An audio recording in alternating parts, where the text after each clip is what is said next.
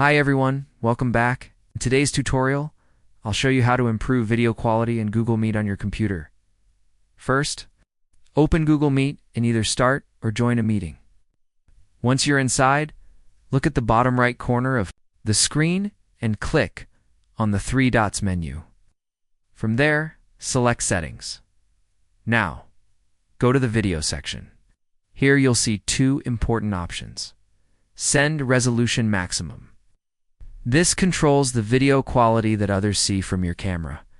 Receive Resolution Maximum. This controls the video quality you see from other participants. For the sharpest experience, set both to High Definition 720p. If your internet connection is stable, this will give you the clearest results. Next, make sure you have good lighting. Sit facing a light source so your camera can capture you clearly. Also, check your internet connection.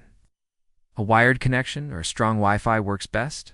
If the video still looks blurry, close other apps and browser tabs to free up system resources. That's all you need to do to improve video quality on Google Meet using your PC. For more tutorials just like this one, stay tuned to my channel.